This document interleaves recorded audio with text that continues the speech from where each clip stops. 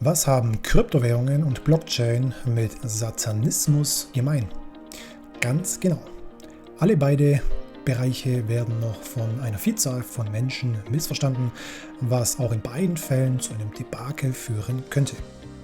Um die Wahrscheinlichkeit zu reduzieren, dass diese Debakel eintreten, kommt nun dieses äußerst unkonventionelle, aber trotzdem sehr wichtige Video. Verpasst das also auf gar keinen Fall. Bis gleich.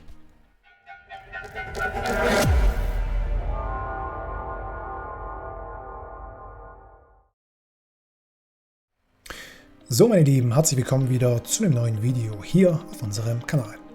Hin und wieder produzieren wir Inhalte und veröffentlichen Inhalte auf diesem Kanal, die nur sehr entfernt etwas mit dem eigentlichen Thema dieses Kanals zu tun haben.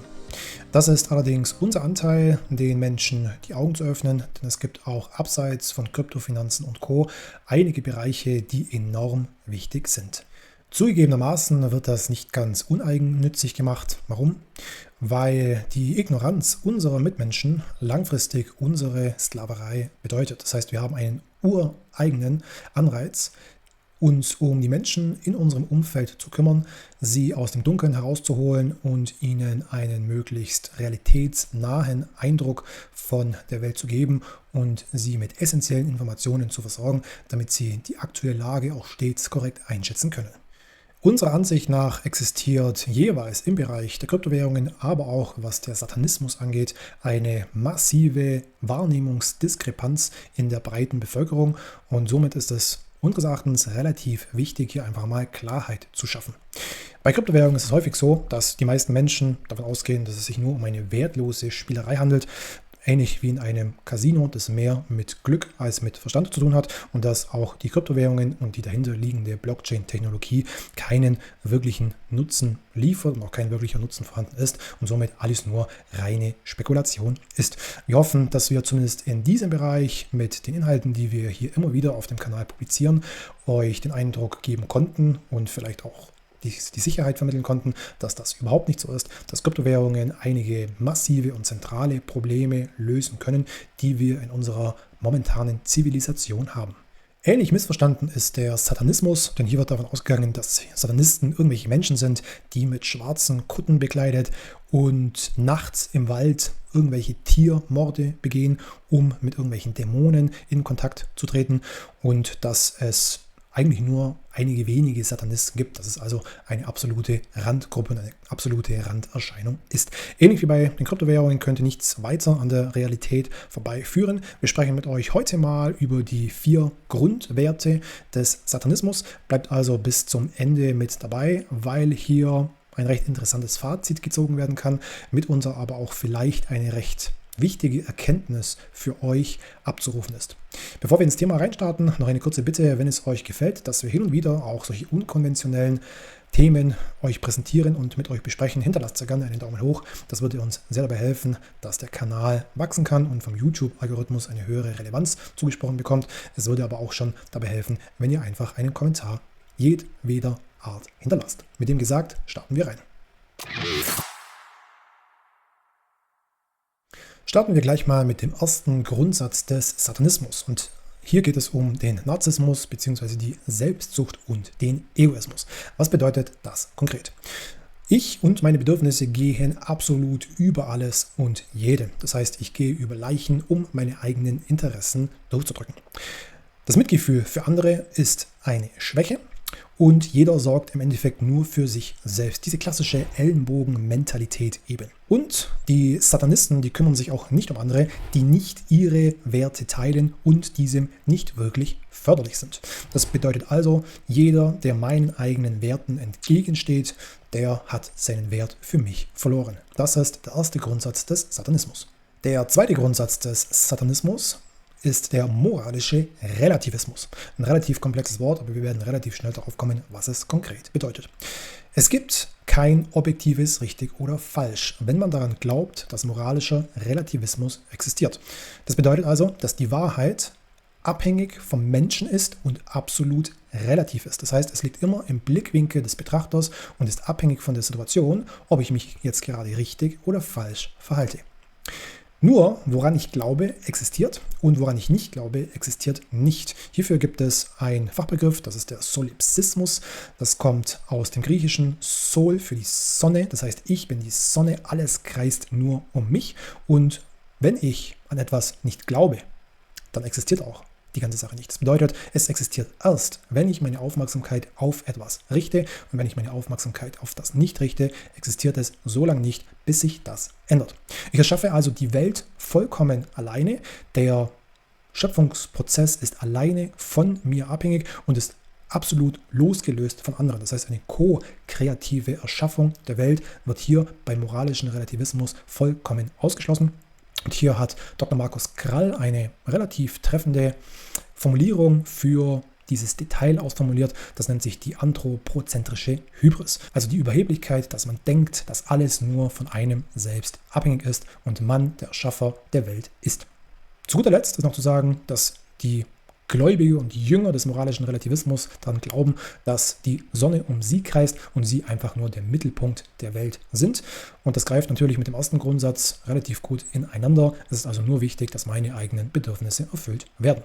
Was relativ erschreckend ist, ist der Umstand, dass 2/3 aller Menschen denken, dass moralischer Relativismus existiert und dass das ein Glaube ist oder eine Lebenspraxis ist, die vollkommen zu Recht ihre Daseinsberechtigung hat. Das hat man über eine Vielzahl von Umfragen herausgefunden auf den verschiedensten Kontinenten und man ist eben auf genau dieses Ergebnis gekommen, dass 2/3 aller Menschen moralische Relativisten sind und völlig unverblümt sagen und denken, dass es relativ ist, was richtig oder falsch ist. Kommen wir mal zum dritten Grundsatz des Satanismus und das ist sozialer Darwinismus. Was bedeutet das?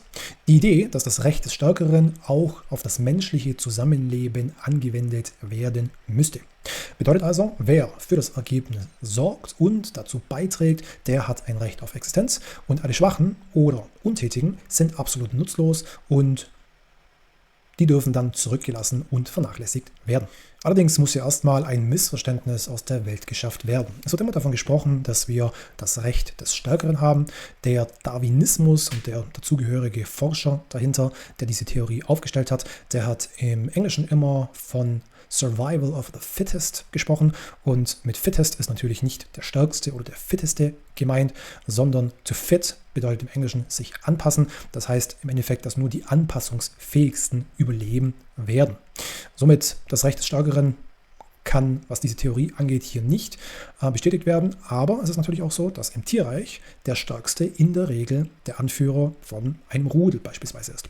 Und Schwache werden oft natürlich zurückgelassen. Allerdings stellt sich hier die Frage, ob diese Lebensweise auch für den Menschen angewendet werden sollte, beziehungsweise auch für das menschliche Zusammenleben eine Grundlage besitzt. Unsere Meinung ist da diesbezüglich relativ eindeutig. Kommen wir zum vierten und letzten Grundsatz des Satanismus und das ist die sogenannte Eugenik. Hier werden genetische Merkmale dafür hergenommen, beziehungsweise genetische Merkmale bestimmen, wer herrscht und wer folgt. Es bedeutet also, dass vorherbestimmt ist, dass es eine gewisse Herrscherkaste gibt und es gibt vorher schon festgelegt eine gewisse Kaste, die einfach nur zu folgen und zu dienen hat. Es wird hier also absolut fremdbestimmt über den Wert eines Lebens. Hier bestimmt irgendjemand, wie viel wert das Leben an sich ist, wer überleben darf und wer nicht. Interessant ist die Tatsache, dass sich die Satanisten diese Eugenik eben bedienen. Das bedeutet, dass sie Einflussnahme ausüben über verschiedene Faktoren auf die Genetik der Menschen und das geht zum Teil über genetische Faktoren, aber auch über epigenetische Faktoren. Es gibt verschiedene grobstoffliche Möglichkeiten, auf die Genetik eines Menschen einzuwirken, über einfach verschiedene Umweltgifte, zum Beispiel über die Luft, zum Beispiel über die Ernährung, aber auch über gewisse medizinische Maßnahmen, die präventiv vorgenommen werden.